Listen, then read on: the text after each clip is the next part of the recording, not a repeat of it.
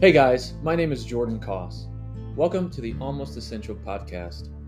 This 16-episode series is based off my final project for my Doctorate of Ministry degree at Fuller Theological Seminary. The title of that final project is Almost Essential Evangelists, Improving Retirement Asset Accumulation for Mainstream Church of Christ Pastors. In this series, we will interview 8 different specialists in 8 separate episodes. And we will also interview 2 pastors from each of 8 different regions around the U.S. This final project was inspired by 10 years of ministry in 3 different churches of Christ from Georgia to Northern California from 2010 to 2019, as well as my time as a financial professional in training in 2020. That is where I learned about the retirement crisis America is in and will be experiencing in the coming years. Now, I have 3 goals for this podcast. 1, provide an accessible, denomination-specific qualitative conversation for Church of Christ pastors and leaders.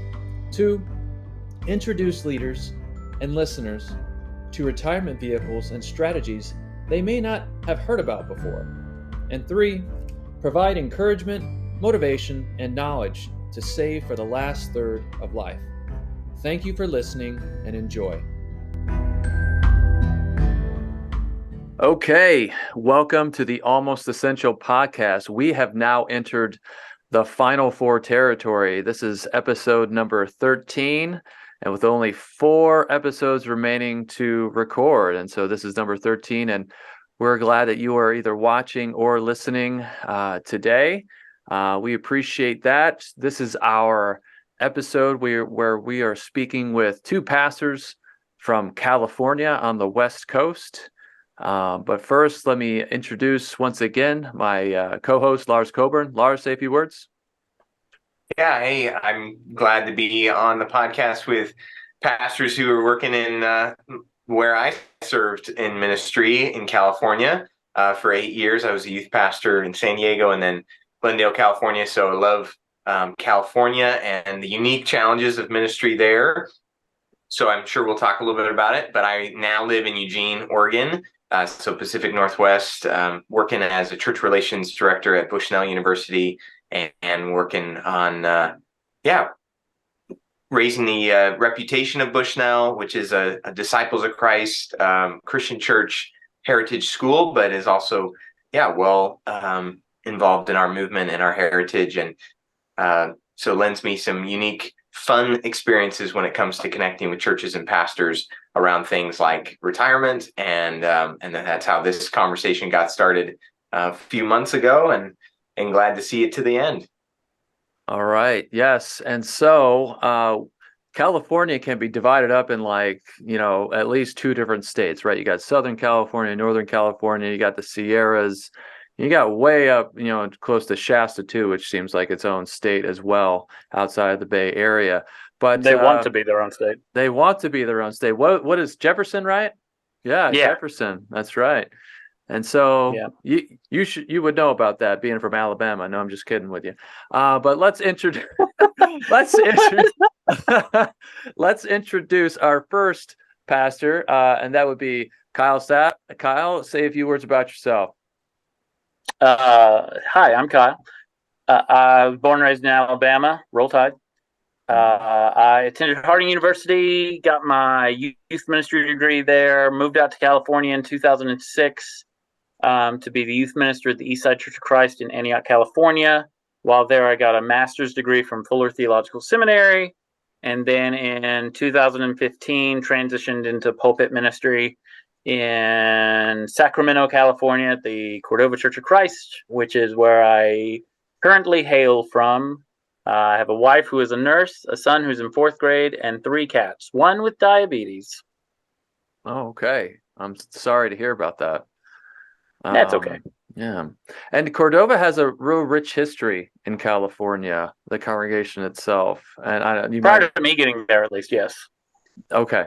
All right. And maybe you can enlighten us a little bit on that as we go through. But it was interesting learning about that congregation some as a living in California.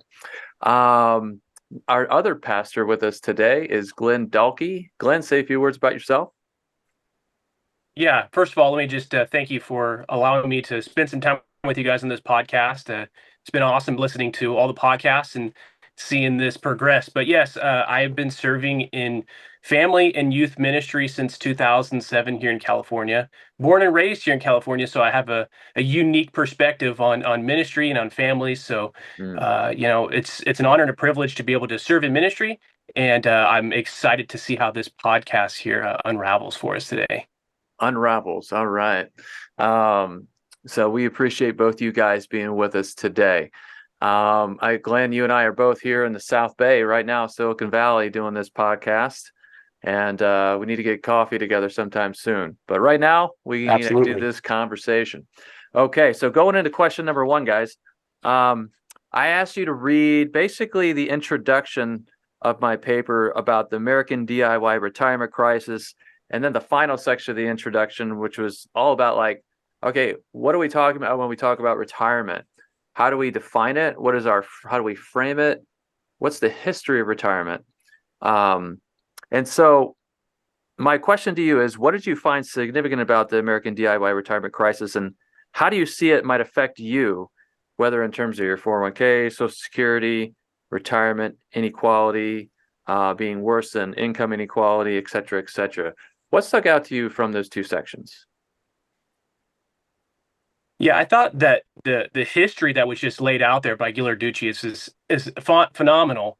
I never really thought of the Social Security concept as a monster until I started trying to save for myself, and so I found it pretty eye-opening to see all that history play out and to try to experience saving whatever degree that is from a pastor, from a minister's perspective.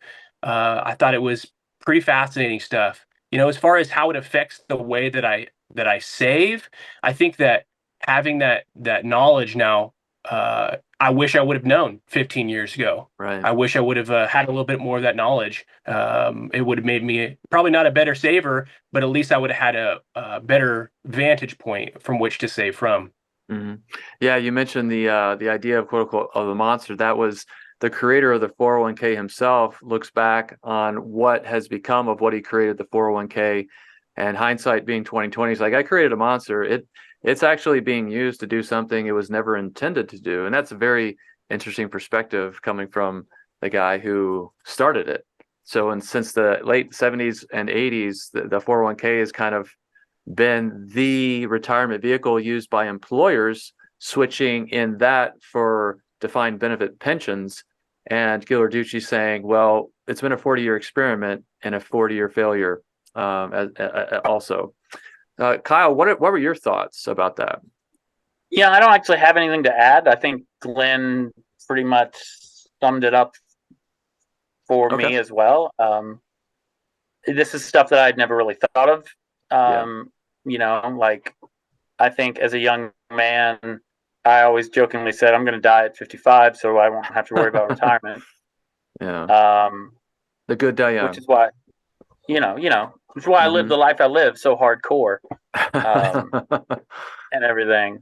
And I think these conversations would have been great 15 years ago.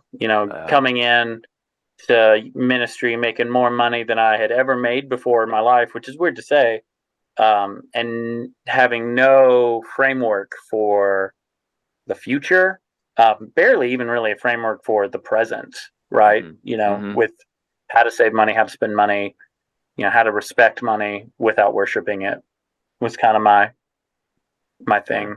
Because I think I grew up never really needing to care about money, which I lived a really wonderfully good life of privilege. Both parents were working, they had retirement stuff. So I never went without want. So like money was just never a thing for me growing up. We never talked about it. Interesting. Yeah, for me, my mother was a bank teller, and yet despite being a bank teller, I didn't really know much about money either, which there's some irony there as well. I'm going to mention a few things from those sections I don't think I've mentioned before in previous episodes, and to kind of get bounce off of you what your thoughts on each of these things I'm about to mention. So the first thing is about the 401k. one of the things, if not like the main thing that Gillertucci said, here's what is like one of the problems of the 401k more so than anything else is that money is not assured to last long enough. She says that's the most damning fundamental weakness. Yet they remain the primary retirement vehicle, not because it is the best one, but because oftentimes it's the only option. So most workers fall into one of two categories. Either they have an inadequate workplace retirement plan, or they have no plan at all. In my experience as a minister, at my first church, there was no plan at all. The last two, there was a plan, and there was the 403B option, which is the nonprofit version of the 401k. What are your thoughts on that one? Yeah, I mean that seems very true to my own experiences. In my first church, there was no retirement plan. There wasn't even 401k offered. Mm-hmm. There wasn't even 403B, all that. Mm-hmm. And at my current church, the retirement plan is ludicrously silly. I get an HSA as a part of my health insurance package, and then when I cease to work at Cordova, whatever is left in that HSA account is then put into a 401k, and that is the retirement plan that is offered, which is not ideal, is the nicest way I can put that. But I guess it's better than nothing. Yeah. So that is very, very unique. And like you said, that's the nice way of putting that. Is that, have they always done that for the ministers? Or go ahead. That's kind of what I'm thinking is, in terms of wanting to offer something while also wanting to provide 100% health care. This was the middle ground, right? Okay. Is it ideal? No. Yeah. But it's what can be done based on limited resources and all of that. So I'm not ungrateful for it. Mm-hmm. It's not like I said, it's not ideal. Yeah. So is the HSA in addition to health insurance plan as well? Yes. Yeah. Yeah. So I have health insurance and the HSA. Yeah. Okay. Okay. And does that have a cap on it, or does it? Yes. There's a cap for what they can put in, and then there's a cap for what I can put in. Okay. So there's a limited number amount, even if you didn't use any of it, that would come as a retirement. Yeah. And I think it's like $18,000 a year or something like that is the cap between the two of us. And that's similar to a IRA or Roth, right? How much can you put in a year? I might be wrong there. I think I can put in up to, I think they put in, I think I can put them up to 9. Okay. I think. Okay. All right. I have never lived at a point where I could put anything into it, but. Mm-hmm. And so Cordova, correct me if I'm wrong, they used to be perhaps the largest Church of Christ in California. Is that true within their history? I don't know that that's true. Okay. I because I don't know how big other Churches of Christ were up and down the West Coast, but I know that as of 2009, we were 700 members on the books. Okay. Got it. So for Churches of Christ, that feels pretty large. That is pretty large, especially for the West Coast, right? Yeah. Okay, Glenn, what are your thoughts on that? The thought on the 401k stuff I mentioned. Yeah, there's a lot that's outlined in that paper, which I thought was really, really fascinating. Just the collective knowledge that's gathered there. To think that we as an organization, it's hard to even imagine the Church of Christ as an organization, but it is. We don't share information very well, and I actually came from a different background and stepping into ministry. So I was paying into a 401k prior to stepping into ministry full time, making pretty solid money. And I had a change of heart of what direction I saw my life going. And I think that the Church of Christ model that I grew up in, there was a lot of knowledge that was whether it was swept under the rug or whether it was hidden from other ministers, so they couldn't know exactly how much ministers were being paid, whether or not they're paying into Social Security, whether or not they're giving them any kind of incentive for retirement. A lot of that stuff wasn't discussed. So I remember the first few years in ministry, the thought of being able to save outside of what I was being paid to be able to pay into Social Security was such an odd thing, and I couldn't glean that information from anyone, no matter who I talked to. So there was a lot of weird ways of trying to save early on there, and trying to navigate what that looked like as a self-employed employee in the state of California. My first congregation, they never actually right out said, "Hey, you should be withholding or you should be paying into it." There was a lot of transparency there that just honestly for people stepping into ministry could be pretty deceptive. And so I thought that was pretty illuminating in the writing. And with regards to how that has evolved over the years, I find myself years now later in a different situation where I've worked for my congregation now that I'm at in San Jose for the last 9 years, and they have been above board at taking care of us financially and paying into retirement and paying into a Roth IRA, as well as what Kyle has said, into an HSA as well. So it's pretty fascinating to think about like those models and those methods of like what congregations are paying into it, like how upfront are they with their ministers. So again, it's just I piggyback on that thought again, just coming back like this collective knowledge here is so beneficial. Good. Good. All right. Another thing I wanted to mention, unless Lars, you had a thought there, I'll move on to this idea of Social Security. One of the things that I found was that, and Social Security wasn't the biggest aspect in terms of the DIY retirement crisis Ghilarducci talks about, but she also says an over-reliance upon it made things worse, as well as claiming it too early. And then there was an LA Times recent article I found that ironically highlights how the rich are only able to wait to the age of 70, that max age, where if you wait till 70, you can get even more money in your monthly benefits payments from out of Social Security. Only the rich are able to wait till 70, while poor and low-income retirees claim earlier out of necessity and thus receive less money. What did you think or feel when you read that? Yeah, to talk about like some of the inequality there. I remember Ghilarducci in her podcast, she said something like the average of people who retire and their wealth was over 20 grand extra that they were making in their Social Security. And I find that is kind of an interesting thing. I don't know how I feel about that, whether it was done on purpose or whether that there is some kind of financial advantage that the wealthy have going into it and that they know that up front. I don't know. And maybe that there's some data there that would have you speculate either way, but it definitely does lead to a problem for those who don't know that they should be investing in it. Something that Kyle said, not knowing if he's going to make it to 50. I used to say that about Social Security as well. Like, why should I pay into something that I'll never make it? It's either going to, one, evaporate before I get there, or two, I die before I get there. Yeah. But I think that that's one of those like lies that the system may, whether it's on purpose or on accident, people are buying into. So they're not planning for their future. They're not paying into Social Security. Which, and I want to be clear, I pay into Social Security. Yeah.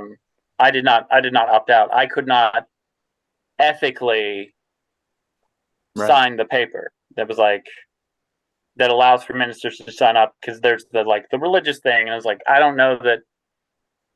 And I remember talking to some friends about this, and they're like, well, I have it for this reason. Or, well, Jesus is this. And I'm like, yeah. But the wording on the paper is that my religion is opposed to what, governmental blah, blah, blah, blah, blah. And I was like, I don't think my religion is opposed to that. And so there was, just there's a lot of like that. There's some shadiness, even amongst ministers who are signing out of it. I feel like they're stretching it for their own, not nefarious purposes, but for their own, the myths that you mentioned, Glenn. Mm-hmm. I know one of the interesting things from the National Evangelical Association study of evangelical pastors was that it was the pastors at larger churches who were the ones that were opting out of Social Security. I'm like, why are they opting out of Social Security? So that was because they can afford to. I guess. Yeah. Well, and I think we talk about income inequality, and its impact, hearing that the wealthy do that makes perfect sense to me, because they're the ones who, one, their life expectancy is going to be a higher quality because they can afford to eat better foods. They eat healthier foods. They can afford to go to medical, get good doctors. They can afford to, you think about like dentistry. Like I have, most of my teeth are fake now. Dental work is so expensive, and just like maintenance is the thing that keeps you from having to spend thousands of dollars to replace teeth and whatever. But maintenance itself is still a lot of money, and your average lower income family can't afford to go to a regular dentist checkup, and then they're drinking a lot of overly sugary drinks and beverages because they're cheap, they're expensive, they're eating lower quality foods, they're not drinking enough milk, so their bones are a little weaker. Like, I'm not saying that the system is designed like that, but it's certainly not designed to take care of those who are more likely to fall victim to life itself, Yeah, how did that saying go? Every dollar not spent, or every dollar saved now is what, $50 later, or however that goes. I thought that's kind of similar too. It's like, yeah, maybe that preventative care you can't afford now, but imagine it when you're in your 70s, you really won't be able to afford it then. But that's a rock and a hard place choice there, because like we can't, that statement makes it seem like there's this implication of, so find the money to do it now. Sure, great, but you can't squeeze blood from a turnip or a stone. Like I might want to. There's a lot of victim blaming, whether they're aged or whether they're young. There's not a lot of like incentive to actually find out a profitable solution. I mean, yes and no. I don't know that it's I mean, you're right. There's a lot of victim blaming there that I think subverts it distracts from the larger conversation. Yeah. Well, and one of the things we've been talking about as the larger conversation is that we can't educate our way out. So you guys mentioning, like, I wish I had known these things 15 years earlier, or I wish I started saving earlier. That dollar today is less dollars tomorrow, but maybe the onus is not on the individual. And that's where I think we've been leaning in a little bit, and Jordan's work leans in a little bit on the idea of questioning the system and the vehicles that we're offering, and putting the onus now on churches. Now, the interesting thing is, of course, our movement being autonomous, that means that individual churches still have to set up these things. But I think it's interesting, Kyle, with your situation, your church has thought through a value that has said, we're going to do this somewhat complicated HSA thing and then write it in so they've thought this through. And my experience has been that a lot of churches haven't. At least the church that I was at, they did a large search that took like almost a year for them. They put a committee together and came to the realization that they had not done this well. And then they didn't really have good evidence from other churches. Like, it was hard for them to get that information. Wow. And so I think that's where we're hoping the conversation goes is, can churches start to think about different vehicles? And, they better take into consideration that it's not just what makes sense to them. But we need to be caring for ministers when it comes to retirement. I actually want to applaud Cordova in being kind of unique in its approach, because I think that's what I want to see more of, is unique things. But we have a long way to go, right? Because some of these approaches don't really meet the need. Right. Well, and did I hear, Glynn, did you say that your church does pay into a retirement? Yeah, that's correct. They pay into retirement and into HSA as well. And I think that's one of the utilities of this particular podcast, and it's my hope and my prayer that that's what this can be, more than just a place to gather knowledge. It's a source where congregations are able to like check themselves and look at this data here, where there's these ministers and there's these other professionals with these backgrounds, whether it be in finance or psychology, to have this voice say, hey, as a whole, we may be autonomous, but collectively we need to do better for our ministers. Yeah. Especially if we hope to continue to grow the congregation. And I think that kind of spurs some of the questions that we'll have later on, like about longevity of ministers, or how long ministers should, or when they should be retiring. There's still a lot of really good stuff in there. Yeah. Here's a question I've wanted to ask, like almost every episode that we've spoken to pastors so far, but I don't think I have asked it yet. Have you ever preached about retirement before, and does this motivate you to preach about it at all, or more? I haven't, but this would definitely be under the moving sermons title. Like, I preach it on a Sunday and I move on a Monday. Yeah. So it's definitely on my radar now. We have done. I have not preached on this. This does not inspire me to preach on this either. Oh. Not well. Hear me out. Not because it's not an important topic. Yeah. I just don't think this is a sermon. Okay. I think this is a broader conversation. I think this is a better class. That someone who's not Kyle should teach, and we've done we have done classes like that. Had financial people in the financial world, accountants and financial advisors, like they've taught classes and taught people about retirement, taught people. So no and no, but yeah, I think it is an important conversation that we continue to have, and find ways. If you think it's an appropriate sermon, great, go for it. I think the point is find ways to have the conversation, to lead the discussion in meaningful ways, because you can have a sermon on it, but where do you go from there? Right. Because you need to go somewhere. Yeah. Something that just kind of comes to mind. Jesus said the poor would always be with us. And I don't think that's Jesus' attempt to tell us, hey, there's just poor people and there's nothing you can do about it. Right. I think that is Jesus. Some people would say that. Yeah. I think that's just Jesus reminding the church that there's always work to be done. And so I think that there is an equity conversation there. I think that there is a justice conversation piece to be had there. And maybe better suited for a long form conversation in the classroom. But I think that the topic is interesting, and I'm definitely thinking about it.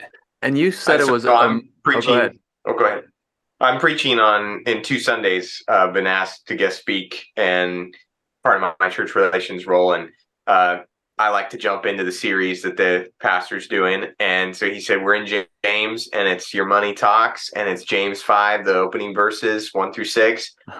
And I actually have been thinking about this conversation, and I always am informed by the things I'm reading and studying in the moment. But yeah, I'm going to lean in a little bit and ask some questions about, retirement planning and how you think about your money, stewardship, because as a pastor gave me the title, Your Money Talks, and I do think that's where the pastor gets to. If the church is caring for them in a way of retirement, is giving them an ability to live into a vision of retirement that's holistic and biblical. And I think this is where stuff with John Mark Hicks and the Nazareth Manifesto has been really eye-opening for me. But as we think about that, it gives the pastor a platform not to be like another Dave Ramsey light, like here's the best ways to save and budget. Yeah. But you actually get to talk about how infuse your own personal stories and how retirement shapes the way you are approaching your money. And I think it's just a really good pastoral moment. And I think that's what I'm being motivated to speak about it more. Obviously, I get to do this actually for my work. I'm involved with gift planning, estate planning, gifts, and fundraising for the university and churches. So this fits me to a T, but I would love to see more pastors catch the bug, and because I think it's a really great way to do pastoral care from the pulpit. And Glynn, you said this is a moving sermon, and you sounded pretty feisty. There's what makes you think that this is a moving sermon? Well, I think in my particular congregation, it might be okay, but I know that there are congregations that I've worked with in the past that would probably be pretty upset with the conversation regarding ministers and retirement. And the reason why I say that probably has to do with, and I think it might be a control thing. I hesitate to say that, but in my experience, I've only been engaged in prior years with leadership that has been in a system of control, and so they want to be able to control the data or the information, and whether that's just revolves specifically around ministers and their retirement, maybe it's something that they just don't want to even bring up or converse about, your papers outlined.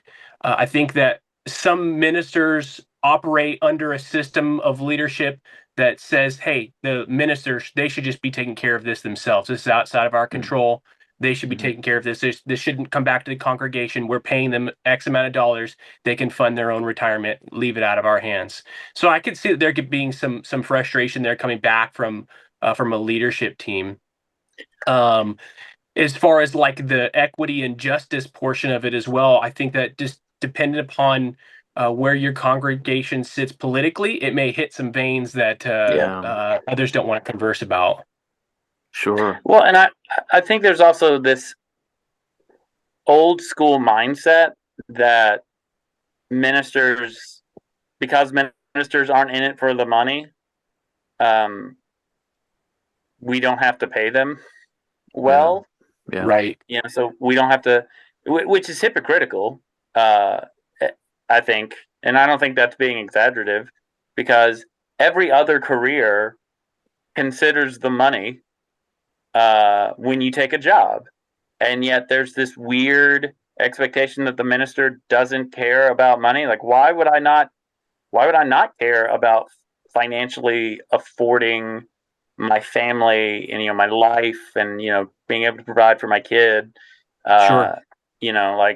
Why is it unfair? Why is it right for the non-ministers of the congregation, who would never say, oh, I didn't get into accounting for the money, or I don't have to consider, if I'm going to be a nurse, I don't have to consider the contract. Like, I'm just doing it for the Lord. Like, for some reason, that, like, when it's the minister, it's like, well, now you're doing it for Jesus. Like, no, that's not biblical at all. But the benefits are heavenly, but that does bring up an interesting point, though, and I think that does have a lot to do with like the theological standpoint that a particular congregation has.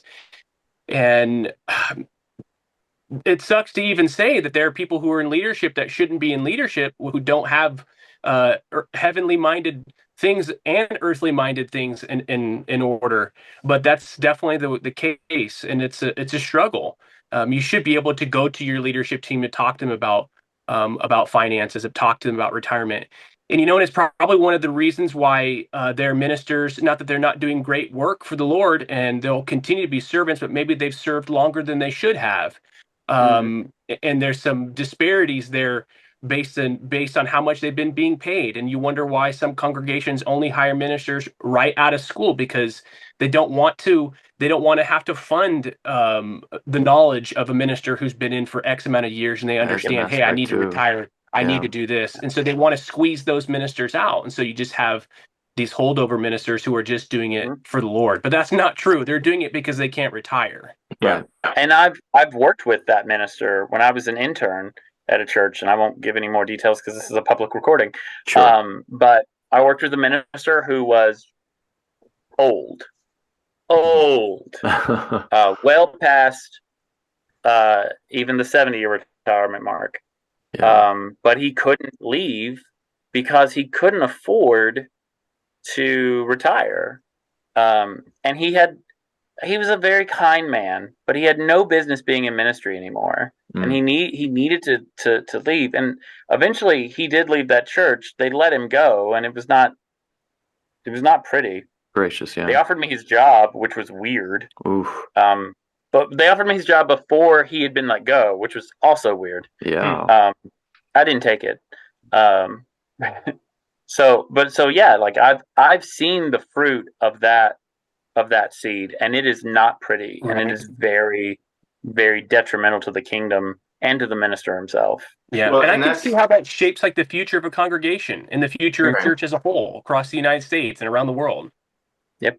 Yeah, well, and I think that's where you have the opportunity to explore benefits and a benefits package that doesn't always equate to higher minister's salary. I think this is where our churches often have a reaction to, the preachers in sneakers Instagram, where the pastor has a plane or he has $5,000 sneakers or something ridiculous, and goes, that's not what we want, Right. and I would agree with that. We don't necessarily need pastors to be making way, way, way more than the average person is making. Right. But I also wonder if we're going to keep that kind of lower salary, just barely making ends meet kind of thing, why don't we start making higher benefits package where that money is going into a retirement account that they can't necessarily withdraw and spend it on a car, but it is benefiting them. And now churches get this reputation. What if we drafted on that, where we were known for being a career, an enterprise that had tremendous benefits packages? You might not get paid a whole lot, but you are going to retire well, and you're going to be cared for with your good medical benefits. Right now, we have like the reverse of that reputation, and there are some companies that do that. I mean, I think of even Trader Joe's and Costco are known for some of their benefits, as being one of the ways they incentivize employees to be part of their enterprises. And I wonder if the church could approach that, and retirement doesn't need to be a sermon topic or a business meeting topic or an eldership topic that's just about minister compensation increasing, but it's about like this other kind that, like, let's treat it as something different than just, the minister isn't paid enough. Yeah, I think the struggle for a lot of churches, specifically in California, and I say this as respectfully and lovingly as possible. I love the Lord, and I love his bride. I love the church, but I think that churches in California, they're mostly transient, and that's hard.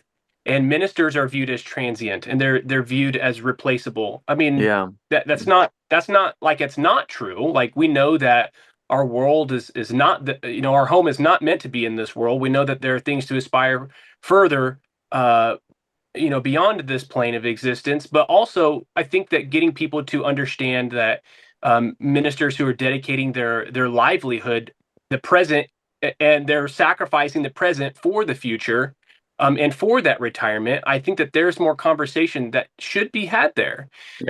When I first stepped into ministry, my first ministry buddy, and I won't share his name here either, I'm sure he wouldn't mind, but one of the best experiences I feel like I could have had stepping into ministry, and just forgive me for lack of better term here, but what he told me was just a warning. He said, don't let the church pimp you out. And I had no clue what he meant by that, to like use such a secular language to describe something so heavenly. But over the years, I've experienced that churches who have tried to hire ministers without any kind of formal writing, any kind of formal offer, not even like, even if it's in the email, no kind of nothing. And that churches do that. And I've experienced that firsthand, and I didn't know what he was saying until I experienced that.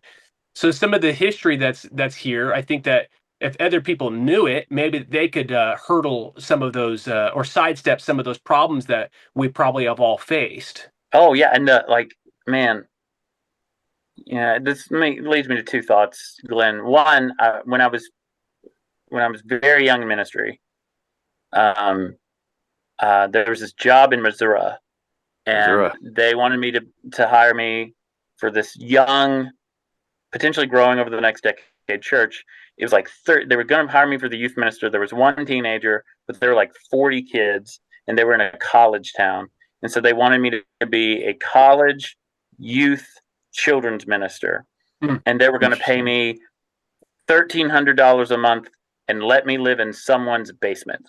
Yeah. And I was like, you're the associate minister, but we're going to pay you part-time. Right. And so I almost took the job because I had nothing else going for me. Yeah. And I talked to a youth minister friend, and he was like, look, churches tell you the value of their minister by what they pay them. And so if you're not even able to make ends meet for what they're offering you, don't take that job. And so I didn't, and I love it because it brought me out to California and a job that paid me very well. And the other thought was, yeah, I have never worked for a church that I didn't sign a contract.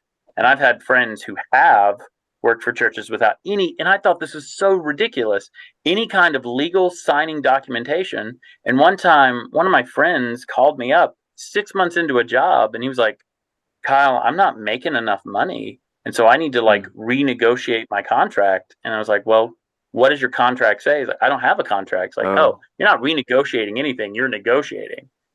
Like, yeah. I was like, well, did you know that going in? He's like, yeah, they told me they don't sign. It's just your word, yada, yada. And I was like, okay. I mean, you've got no leg to stand on here. You have no leverage. You have nothing. You agreed to this world. And the number of ministers who and I get it. Like, I think it comes from a good place, right? Like, you're talking to Christians, your brothers and sisters in Christ, all that heavenly bride of Christ language. Like, you wouldn't expect them to betray you or to mistreat you, blah, blah, blah, except that they're sinners striving to be saints, not saints who aren't sinners. You know what I mean? So yeah. There is this naive, I think, approach that I think we're growing out of. If the deconstructionists are teaching us anything, if the church hurt movement is teaching us anything, is that churches are places where people are people, and so we're not as naive as we once were.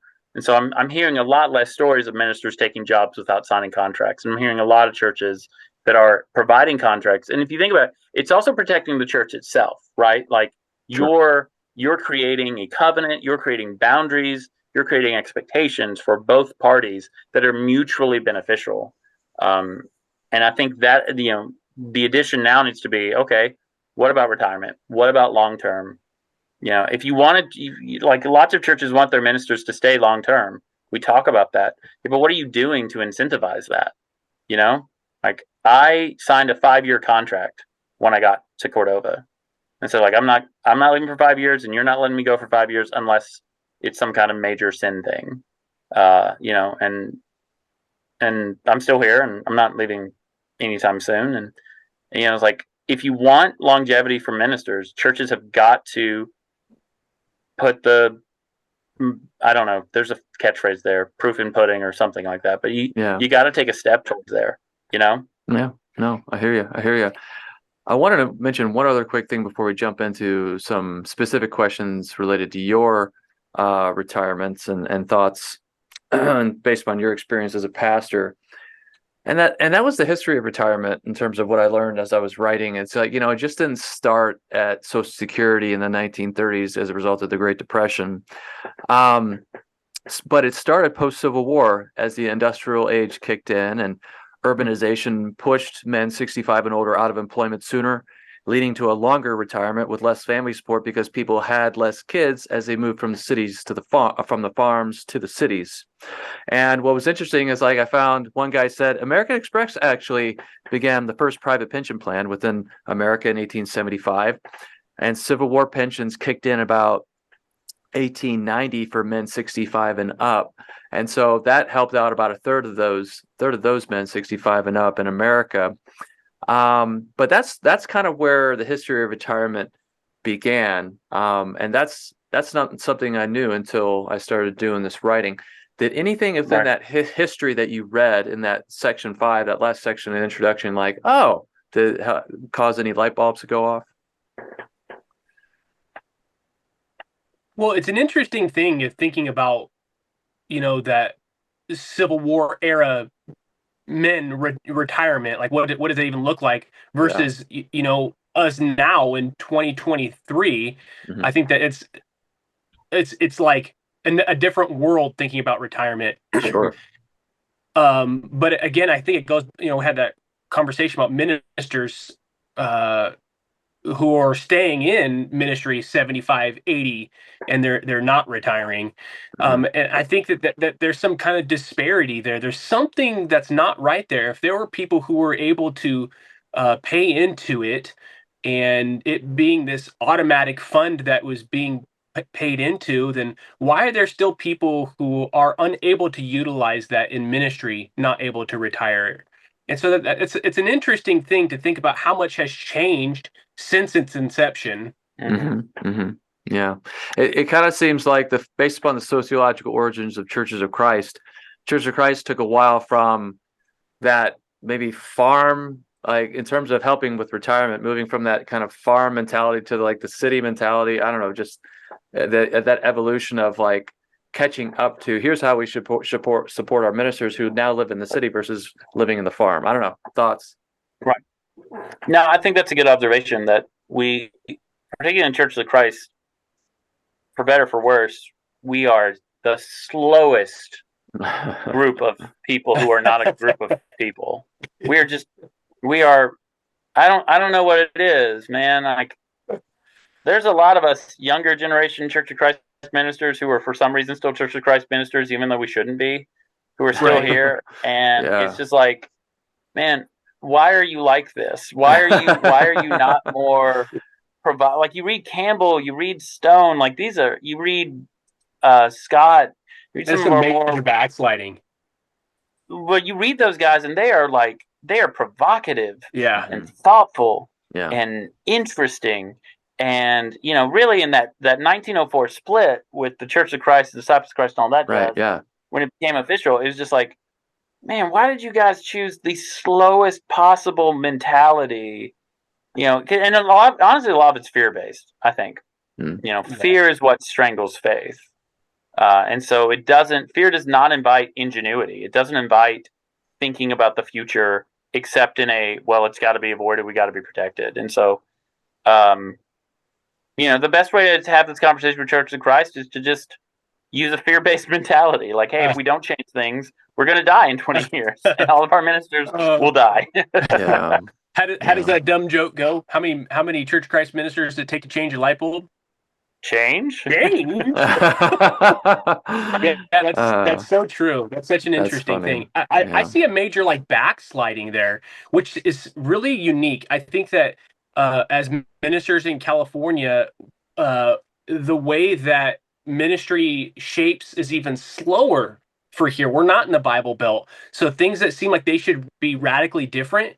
A lot of the Churches of Christ in California are actually probably more conservative, if not cult-like, than some of the Churches of Christ in the Bible Belt. And Which was so weird. Extreme. Man, it was so weird moving from Arkansas, growing up in Alabama, and then coming to the Bay Area of California and meeting some of the most, not East Side, but like some of the surrounding churches. I'm just like, you are the most conservative people I've ever met. Do you not know you're in California? Like, you're supposed to be liberal. Well, that's because they did move from the farm to the city. Right. And so they still have that mindset. Yeah, it's just Oklahoma. Like, the Central Valley is just Oklahoma in California. Right. That's all it is. Yeah. You're not wrong. And I also think there's probably some kind of sociological element to when you feel like you're in the minority, you're going to hold on to your traditions because that's what defines you, right? Like, that's what keeps you going, is that you're different from everybody else. And so you're not going to be more open to innovation because innovation is not what keeps you going. Innovation is what makes you like everyone else. And you're trying all the while fueling that transient nature. That's that's a major fuel to the fire there. Yeah. Absolutely. Yeah. All right, good stuff. And I wonder if there's a connection to the minister's retirement crisis and how the people's retirement crisis that make up Churches of Christ tend to be members tend to be more conservative when they're less affluent often, and the churches I served often had an anti-intellectual mode, a suspicion of higher education, and some of these things. And so, our colleges are our best linkage to each other, and yet many of our churches are skeptical of our colleges, and so that I think fuels some of that problem. And then as people are in that mode, they may also suffer from and be part of what Jordan is saying that Church of Christ pastors are a microcosm of, which is the American DIY retirement crisis. And so they may scratch their head when we bring these things up because they go, well, I'm in the same boat. Why would it be any different for you than it is for me? Yeah. But I think as leaders of a church and as someone who's preaching and in that pastoral care moment, if we're going to hope to help them take advantage of systems and things, and even vote for change that may benefit them and get them out of a retirement crisis in the future, well, we need to also be living in into that and not be in a retirement crisis of our own. Otherwise, we're going to continue to be part of the continuous problem. But yeah, so I'm excited to hear your guys' stories a little bit about retirement too. Jordan, did you have another question before we move into? No, I was going to skip it because we're time-wise. We need to move on. But let me go ahead and ask you this, and share what you're comfortable with. But let us know, like, in terms of what retirement vehicles do you currently utilize, and ballpark how much you think you have saved so far as a pastor within Church of Christ. Glynn's is all of his Pokemon stuff that he's going to sell in 20 years. There it is. Hey, his nest egg. You're not wrong. I'll use it as a segue to start off. I was hesitant to start here, but because I don't really like to put a dollar figure on things. But as far as vehicles that I use, I do have automatic pay into Social Security. I do automatically pay into my IRA. I have the HSA that I pay into. So I have a few vehicles that are automatic. And I do trade in some volatile markets as well. And I think that some of that has to do with just the gamble of retirement just in general. I think that the retirement idea in California is different from the retirement idea, like say in Missouri. Yeah. And there's a lot more disparity on both ends of the spectrum. Most people, when they move to California specifically, they try to make that California bag and they want to retire outside of California. But my intention is to retire here in California and to live out my days here in California. And so there are some assets that I've been trying to acquire, one of which is just almost never a case for ministers in California, and that's just owning land and owning property. And so that's something that's on my horizon here in the future. So I hesitate to put a figure on it, but I think that when it comes time for retirement, I don't have a lot of hesitancy as far as being able to retire. I don't know what that actually looks like, though, because I don't know if that means that I have to sell all my assets to be able to retire. But if that day comes and Social Security doesn't exist and the market falls at the bottom, but I'm paying into those things as if America is still going to be here. So I believe in the American dream, and so I'm fully funding that. Okay, Kyle, what do you think, man? Well, I'm fully preparing to embrace our new Chinese overlords when they overtake us in 20 years. So I'm learning Mandarin and getting used to eating a lot of rice and other kinds of foods.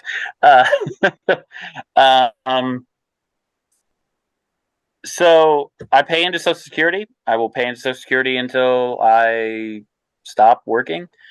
And that's kind of the main thing right now.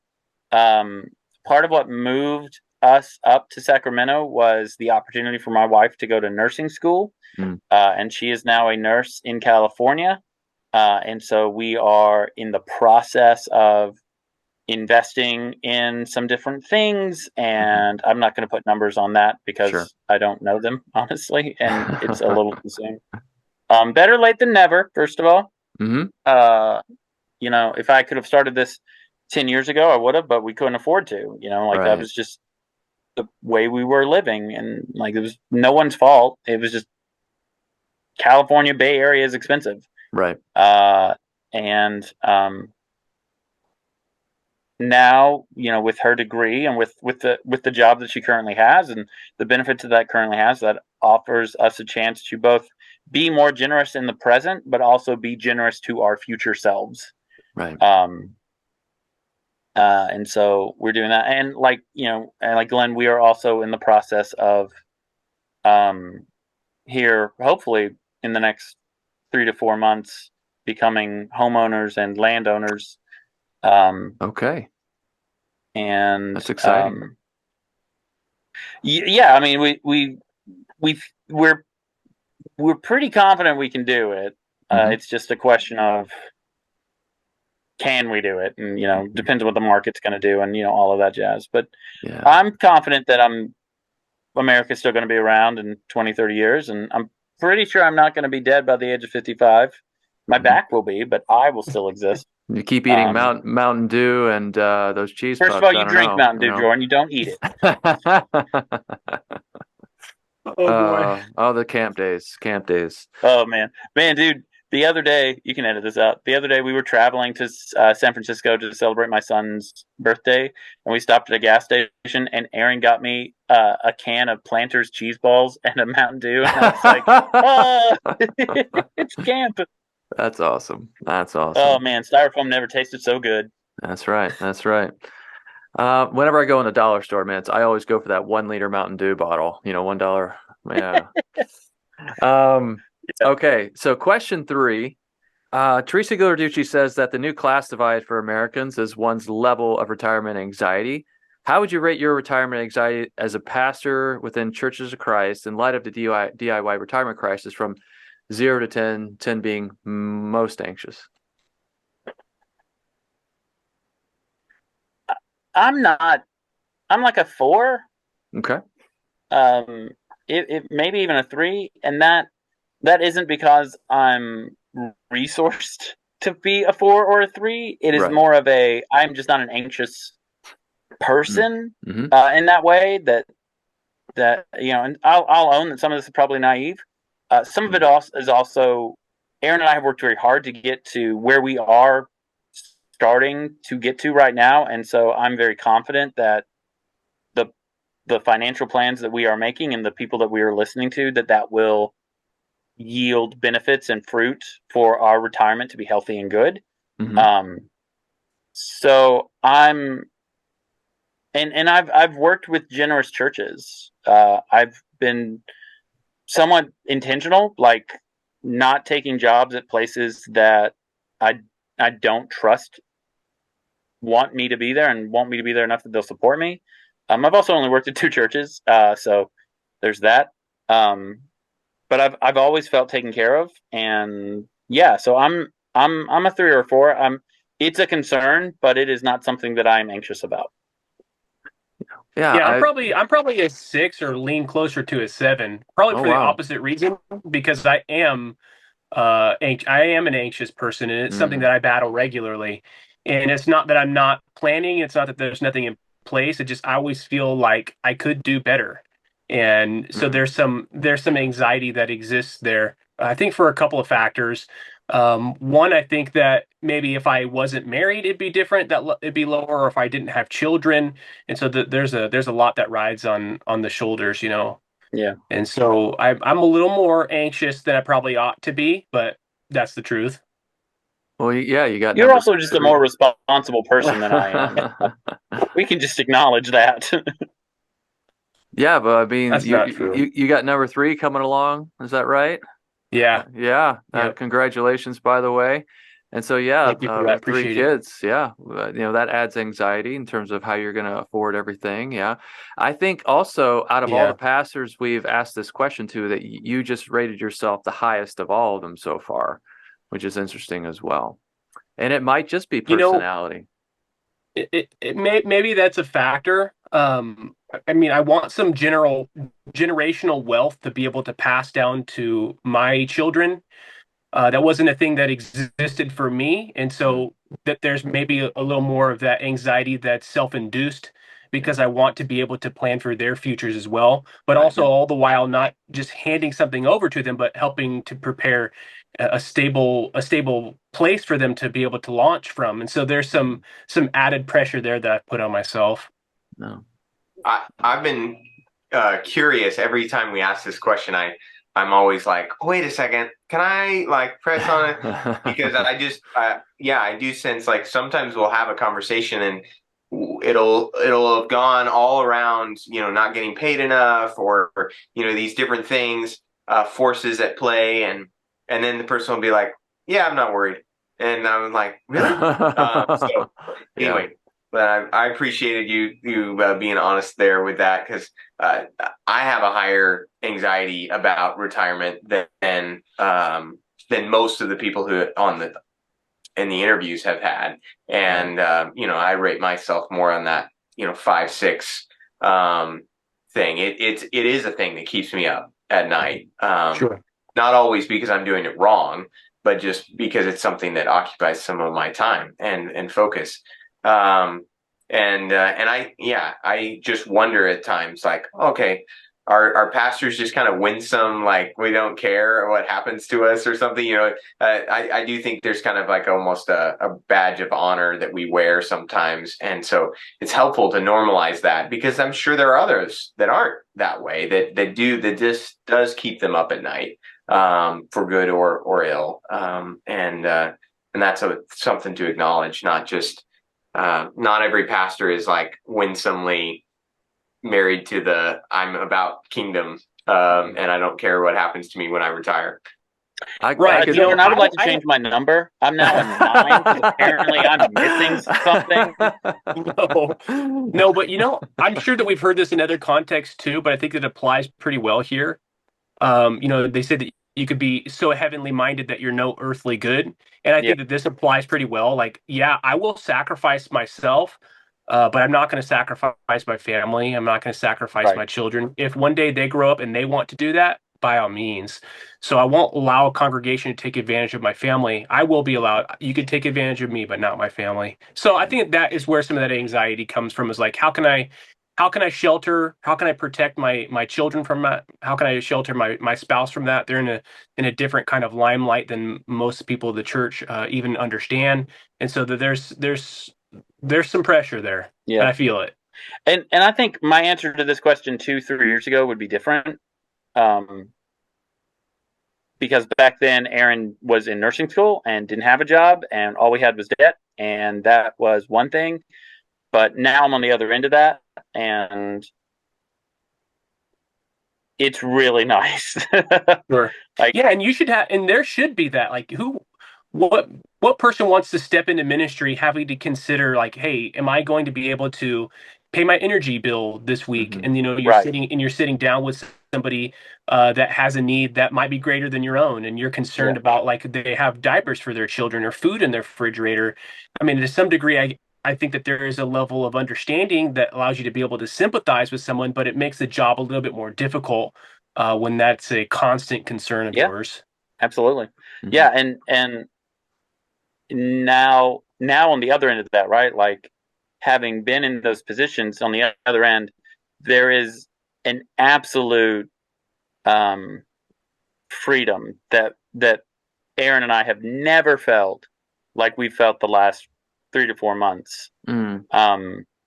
Financially speaking, like, we are able to pay things, we are able to pay bills, we're able to pay into these things, and it's such a different mentality. Like, I get why stress-based, and I always knew this, right? Because I was living that, like, stress-based financial stress, emotional stress, that leads to physical stress, which leads to more emotional stress or more financial stress. And it's like, I haven't felt that stress in a couple of months, and it's so weird. But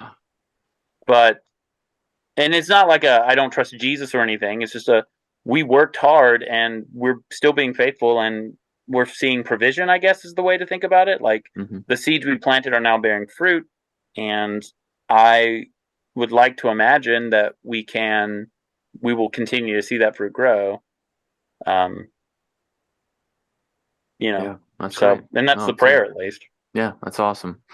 I want to ask this question next, and that's, you've already said a lot about your story so far, but question 4 says, tell your story from the angle of retirement savings and being a pastor within COCs. What can you share in response to that question that you think you haven't already?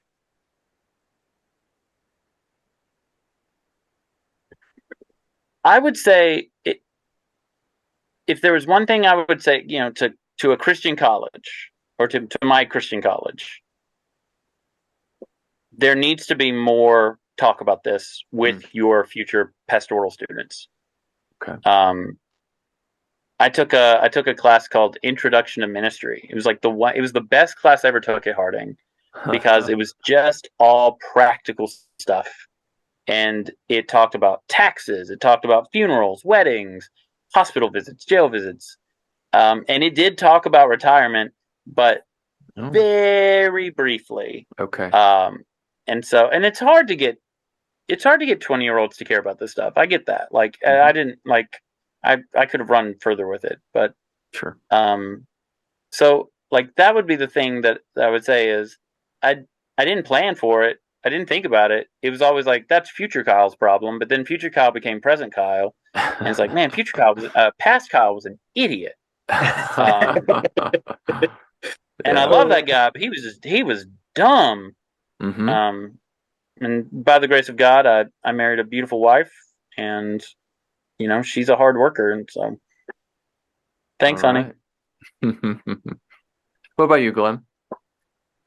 I'm not sure that I have any more to add from my story, from my angle. I mean, I grew up pretty poor. My father, I was the youngest of 6 in my household, and my father was the only income, and I didn't even know we were poor until I realized that we were poor. So it's like, oh, we're poor.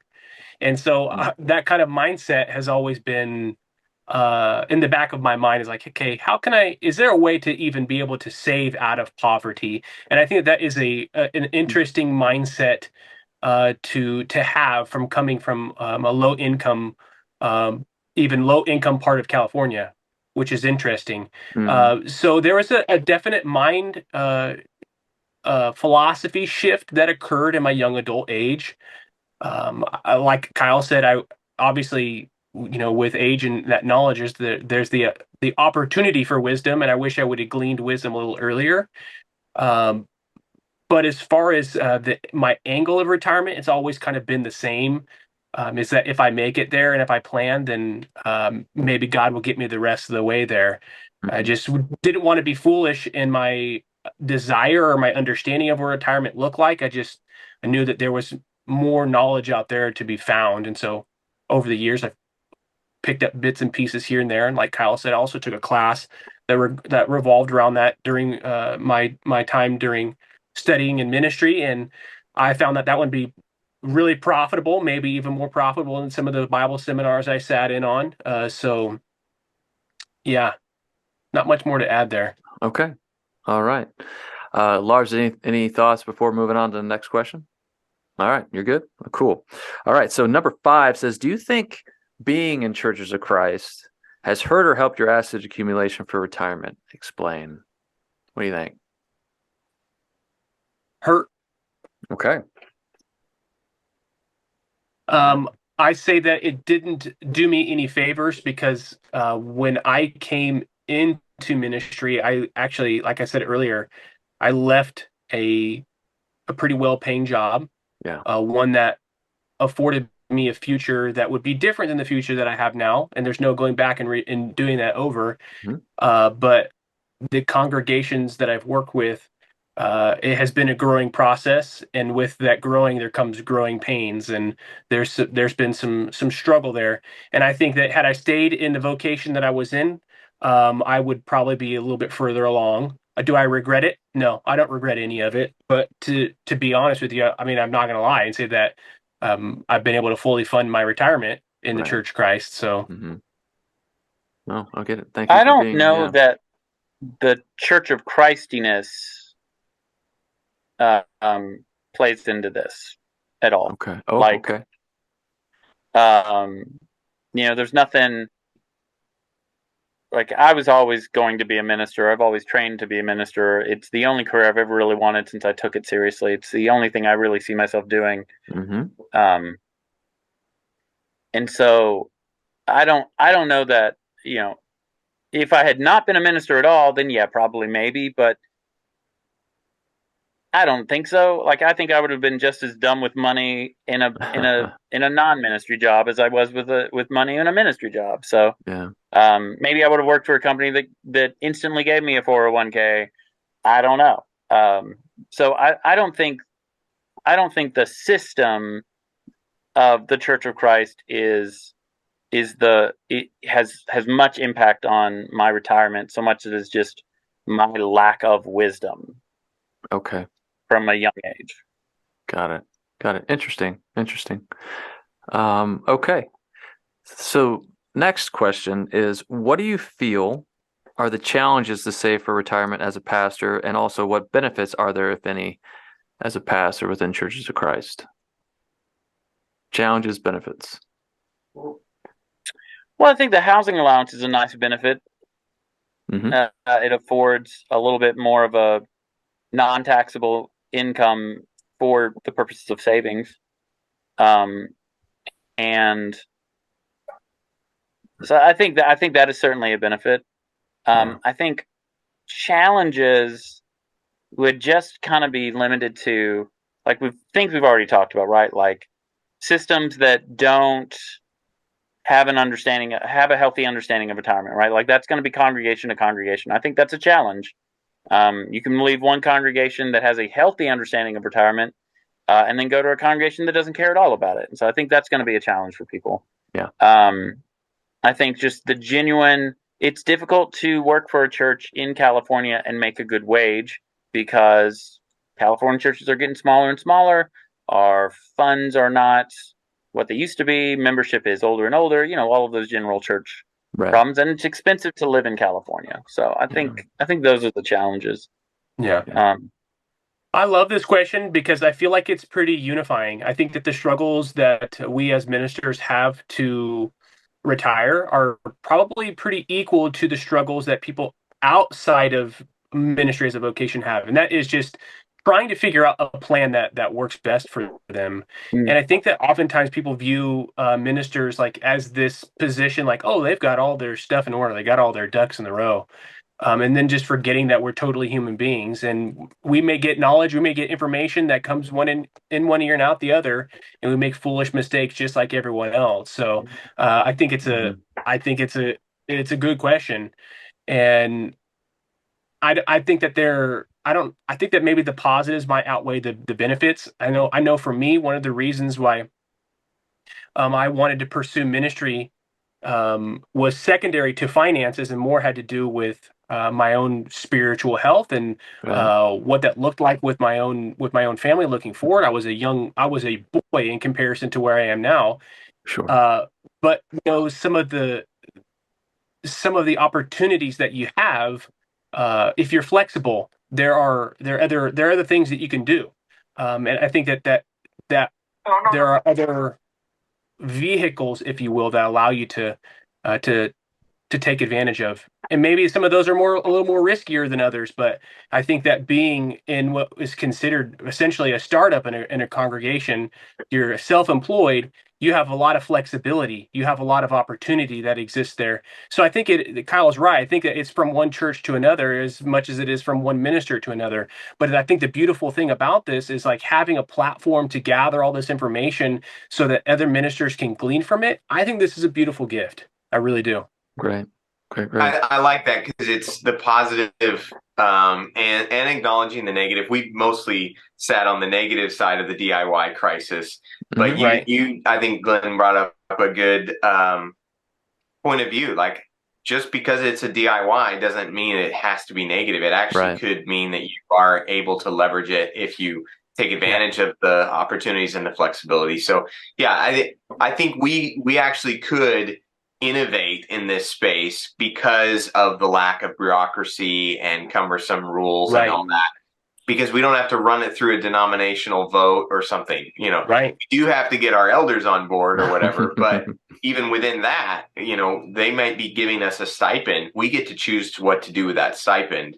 And, and so there is some advantages but they present a challenge. You actually have to think smart about this. And that I think brings back Kyle's point of view about it's hard to impart wisdom through a class or through something else like that, and that's why I keep coming back to what does it mean for us to not rely on really smart, innovative ministers, but put some things in place that benefit them.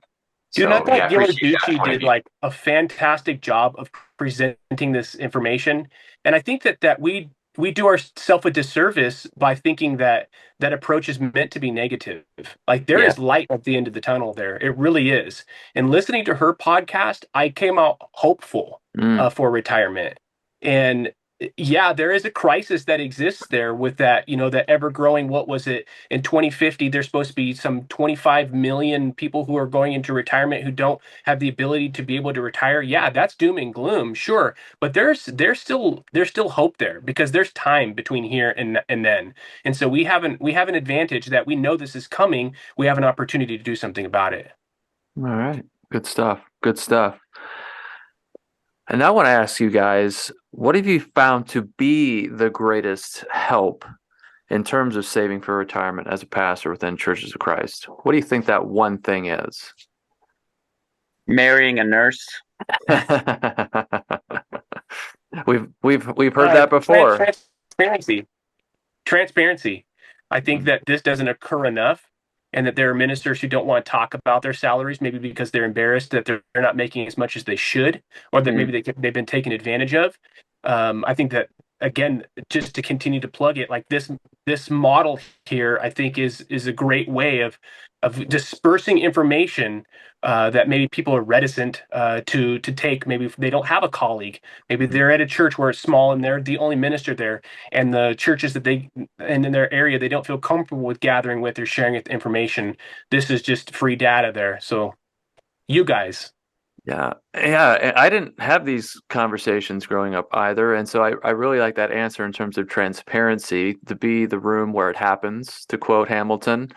I wish I was in that room, like you guys have been saying, like 10, 15 years ago. But yeah, hopefully this is the room for many others who are at that point in their careers and vocations, and beyond. Doesn't matter where you are. Like you said, it's never too late to start. Anything to add, Lars, before we move on? All right. So the next one is, what do you feel theologically and ethically is the ideal in terms of saving for living in retirement? I don't know if you ever thought about this before, but what would you say, like, I go to this passage or I go to this theme in scripture to help me think about saving for living in retirement, the ideal for the Christian?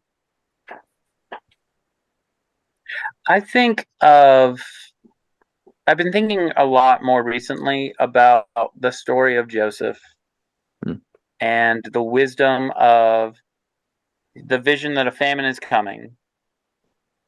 And so what does Joseph do? He plans for that famine, right? Like he takes, like there's a bumper crop. So great, we celebrate, we're good, but we also recognize, okay, this isn't going to be the way it is forever. And so you plan for that famine. And I think that for me is a nice little allegorical way of thinking about this, is that there's going to come a time in my life where I'm going to have a famine, metaphorical, of the ability to work, or the desire to work, I guess. And I need to be ready for that and recognize that the present resources allow for future blessings and future sustainability. Okay, very cool. Very cool. What do you think, Glenn? Yeah, a couple of thoughts come to mind. I think about like Acts, the second chapter, when those who gathered in that space, it says that they sold their property, they sold their possessions, and they distributed to those who had need. And I think about the concept of being able to be in a position where you could sell your property to take care of other people. To be able to do that, you had previously made wise decisions to purchase property or to purchase things, whether it's land or whatever is fine, precious oils or whatever they had. You had some incentive to purchase those things previously. And I think oftentimes when people come to Christianity, they think that we're supposed to remove ourselves fully from the human.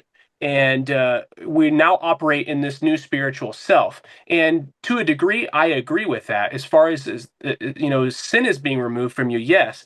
But I also believe that Christ desires us to be shrewd individuals. I think that he desires us to be people of wisdom.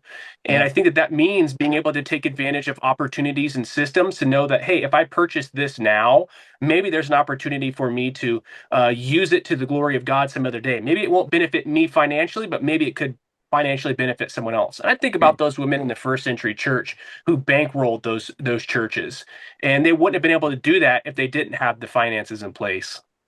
Yeah. And I also think we have to be very careful with passages like the guy who hoards everything in his silos and then dies and is like, well, you can't take any of this with you. Like, you know, those stories speak to particular hearts and particular perspectives. They are not and this is true for all parables, right? Yeah. All parables have an audience in mind. And we have to be very careful with how we apply those parables, because the lesson is not you should never save. That's not the point of that parable. That's not the point of that story.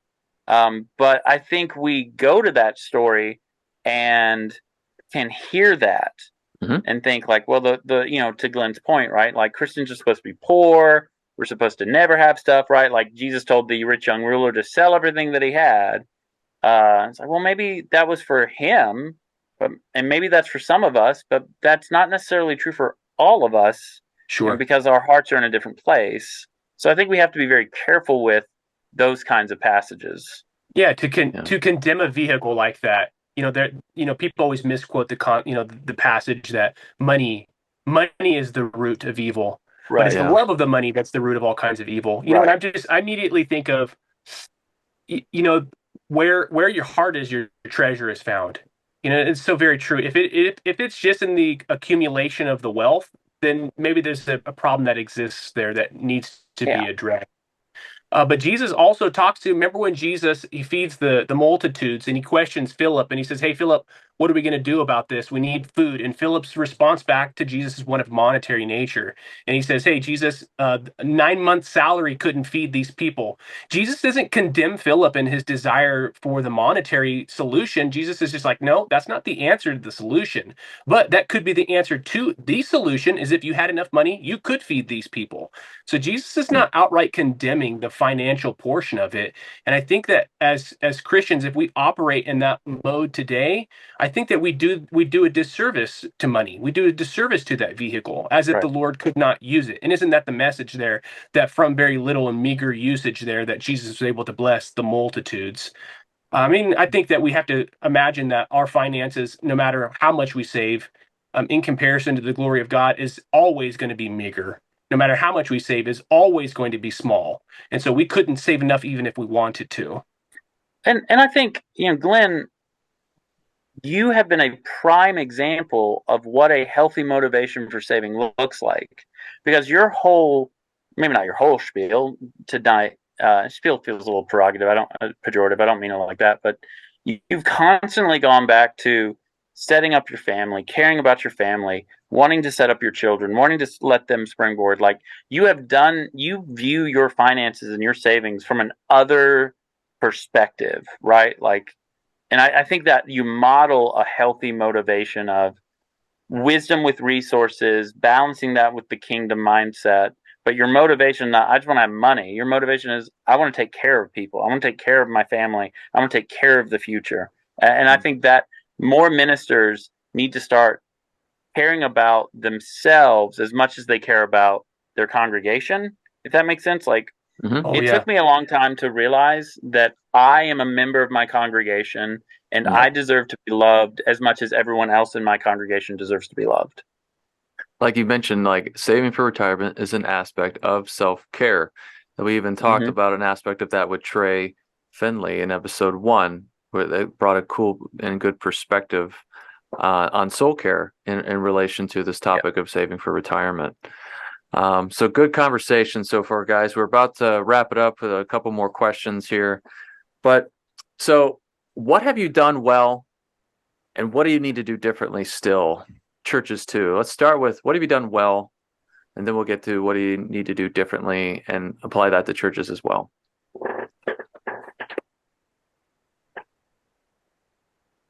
What do you think? What have you done well? I don't know that, and I appreciate Kyle sharing what he shared. I think that I don't know that I've done anything well or applaud worthy. I think that I've tried and I've failed And I think that that's probably what I have done is I've tried, even though I have failed. I've failed more than I've succeeded in that regard, but I've tried to do something. So at the end of the day, I feel like if I do fail, I won't get to that point where I say, well, at least I didn't try. I did try, and I've tried a lot of different opportunities and avenues. I don't know that I've done them all well, but I've definitely thought it through and tried. Yeah. What do you think? Yeah, I think my computer's about to die, so I need to make sure I plug in. Yeah. I think if I've done anything well, I maintained integrity when it came to Social Security, Okay. and not choosing to take the easy way out, which lots of ministers have done, and no judgment on anyone for any choice that they made, because everyone's got to make the choices that they feel are right and good, and it's not my place. But I think maintaining my integrity has always been very important to me. I think if I've done anything well, it's at least recognized the foolishness of my youth. Now I haven't figured out what to do with that, but you know what? Knowing is half the battle, so we're halfway there. Yeah. But I haven't made up for the mistakes of my youth. I've just recognized that they're there, and I'm in the course of trying to fix that. So in like 2 years, maybe I'll have a better answer for that question. All right. So what do you need to do differently? I think we've kind of answered that in the midst of what have you done well, but let's talk about churches. What have they done well? What do they need to do differently? I'm hesitant to address this one because I think this is your next series of podcasts. Because I think there's a lot that churches could do better. I think that the autonomy portion of the Churches of Christ, specifically when we're talking about the Church of Christ, I think that there's a unique benefit that exists there. But because of its autonomy, there is some layers of difficulty that exist there as well. And so it's tough. I wish I had like a catch-all here that could address all churches' issues with regards to retirement. I don't know that there's an easy way of doing that other than just modeling the churches and the church that you're working with and it becoming part of the theology that shapes the leadership there one at a time. That may take generations of change. I don't know if there's a quick fix to it, but I think that if churches could do something differently, it may be being able to be adaptable. I think that's where our churches are dying, is this inability to adapt. And that doesn't mean to change your theological principles, but rather being more flexible to the concepts of financial adjustment, not just finances, but there's all kinds of adjustment that's occurring. I think the last few years have really showed that, and the proof is in the pudding. We'll use that one now. Good stuff. Lars, any thoughts in response to their suggestions? Yeah, no, I mean, I think you guys are on to that in between space, right? We're in between the traditional pastor model in the Churches of Christ, where they lived in a parsonage and they opted out of Social Security and all that, and so most of us aren't doing that.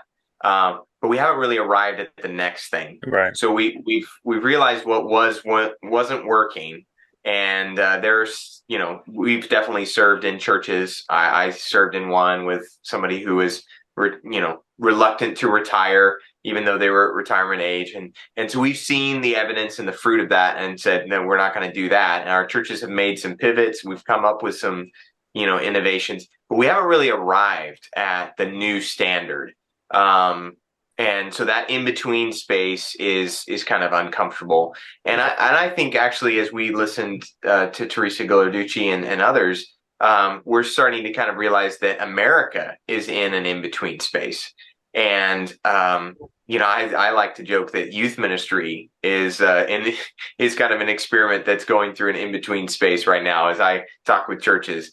And so there's all these different things that are always kind of moving, and the target feels a little bit hard to nail down. And that's where I just go, let's try some experiments. And so, Glynn, you're your thing of like, I at least I can't say I didn't try. Like, I tried a bunch of things, and I would hope that churches would do that. Like, you might not have the right thing, but don't let finding the right exact solution keep you from trying some things, even if you have to change it in 2 years. Start somewhere and try. Mm-hmm. Nice. And so with this final question, guys, what would you tell a new pastor or pastor in training about saving for retirement while in ministry before they jump in?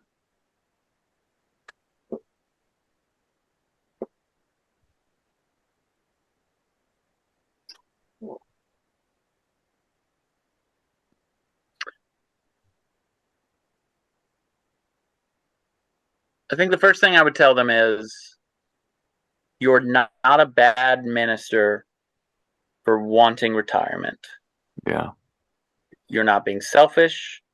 You're not being unfaithful. You're being wise. And I would give them permission to talk to a church, their church, new churches, incoming, whatever, about this. And I would tell them not to settle for what they believe is good for their family and their future. Okay. I think that would be the first thing I would tell them, is just to give them permission that this is a good conversation to be a part of. Yeah, and that's like one of the first battles is like battling against perhaps this cliche negative perception of retirement that one sociologist in particular, Lisa Keister, I think that's how you pronounce her name, she's at Duke, conservative Protestants, which includes Church of Christ, are walking around, at least many are, with this, like you talked about, Glenn, money is the root of all evil, or I don't need to save for retirement, retirement's not important, and therefore they're asset poor. They have less wealth than other Americans from either other Christian traditions or just what have you. And so that's one of the first battles that I think, we really need to help people with. And I just wrote up a whole newsletter for Heritage 21 that they're going to set out later this month, just honing in on that. How do we help not just pastors, but Americans in general, people in the pew in general, cast aside these just cliches about retirement. We're not talking about a 30-year withdrawal or vacation. We're talking about what Glenn Hollis talked about, retirement as the third age. How can we honor and glorify God in this stage of our life, or the last third of our life? Because it could possibly be the most fruitful as well. So that's what we're talking about when we're talking about retirement. What else? Anything else in terms of what you could tell a new pastor? I don't know if there was anything else. I feel like the wisdom that I was given, I would share similar thought. And again, it's just, I think that the way that it was presented to me was very real. And I think that oftentimes some of these topics, they're danced around, and they're hidden behind theology, and they're hidden behind good and pleasant gestures. Mm-hmm. But I think having a real and open conversation with an individual and telling them, there is a honeymoon phase that you'll exit out of with the congregation, and things may change. But honestly, the best advice that I was given is don't let the church pimp you out. And it was just so honestly truthful, and made me say, well, what do you mean by that? What on earth does that even look like? How could a congregation, specifically, how could a leadership team be capable of that? And just recognizing that the people who are part of the leadership team are humans as well, whether they're doing it on purpose or they're a part of a system that's always done it this way, so they continually do it. You've got to advocate for yourself. No one can advocate for you. Yep. So just kind of giving them that ball and saying, hey, this is the truth, and then allowing them to run with it, I think is important. Awesome. Great. Good stuff. Lars, any closing thoughts, man? Oh, I've talked probably too much tonight. This has been no way. Good times, and I appreciate you guys. I think there's going to be just more opportunity to to innovate and think differently and try some stuff and experiment. And this podcast being one of those kind of, what are some spaces where we can have conversations that, help us be more transparent. And, I think that's one of the gifts that I appreciated about my family system and my, experience was more transparency around money. And I think our marriages will be better. Our churches will be better. Our boards, our organizations will be better. Our country's going to be better if we have healthier conversations and more transparent conversations around money. Anything we can do to make that a better place. And I think retirement is a good place to start. I actually think it's one of the easier ones. I know it's like probably doesn't make sense, but I think, so even listening to your guys' stories today, I mean, like, thinking about family and your kids and setting your kids up and talking about generational wealth, that's compelling to people.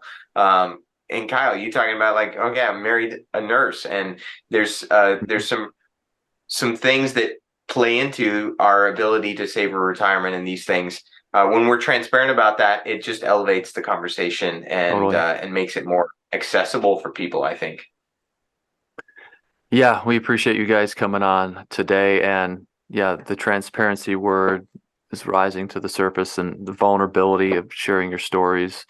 We really appreciate that, and our listeners and viewers probably appreciate that as well. Again, thank you very much for representing probably the state of Northern California, not Jefferson, not Southern California, but we got Jefferson. We've got the Bay Area, Sacramento, Northern California pretty much well represented here today. Hopefully, maybe in the future we'll get some SoCal guys on here as well. But we've got 3 episodes remaining of this first season that we're calling the Almost Essential Podcast. We have 2 more pastor interviews, I think, from New England and as well as Texas. So very different contexts. Texas being part of the Bible Belt, where vast majority of the Church of Christ are located today. New England, probably the least Churches of Christ in terms of congregations are today. And 1 more interview with an expert in the field. So guys, thank you very much for watching and listening today. We will see you next time. Bye.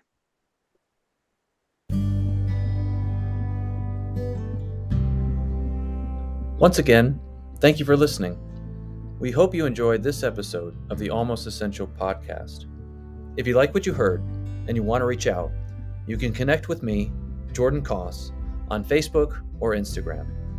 We hope this series is a valuable resource for you, pastor or otherwise.